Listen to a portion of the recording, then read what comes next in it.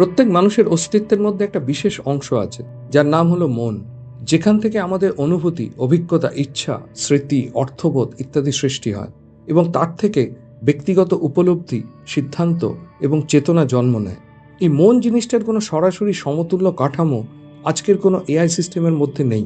সেই জন্য পঞ্চ ইন্দ্রিয় অর্থাৎ চক্ষু, কর্ণ, নাসিকা, জিহ্বা এবং ত্বক থেকে পাওয়া ইনপুট মানুষের বাস্তব অনুভূতি, নিজস্ব অভিজ্ঞতা, আবেগ ইত্যাদির মাধ্যমে প্রসেসড হয়ে একটা অন্য স্তর থেকে প্রতিক্রিয়া সৃষ্টি করে। তাই মানুষের মন ভিত্তিক এই বিশেষ স্বতন্ত্র আভ্যন্তরীণ অনুভূতি নির্ভর প্রতিক্রিয়া এখনও এআই সিস্টেমের এখতিয়ারের বাইরে। আর অন্যদিকে এআই এর ক্ষেত্রে ইনপুটের প্যাটার্ন, সম্ভাবনা, গাণিতিক হিসাব ইত্যাদি সিপিইউ, জিপিইউ, টিপিইউ ইত্যাদি প্রসেসর দ্বারা প্রসেসড হয়ে উত্তর বা প্রতিক্রিয়া সৃষ্টি হয়। এআই মানুষের মতো শব্দের অর্থ বোঝে না, বরং প্রশ্ন এবং উত্তরের শব্দগুলোকে শুধুমাত্র গণনা করতে জানে। তাই বলা যেতে পারে যে এআই তাকে দেওয়া ইনপুটের অর্থকে হিসেব করে এবং অন্যদিকে মানুষ সেই অর্থকে অনুভব করে।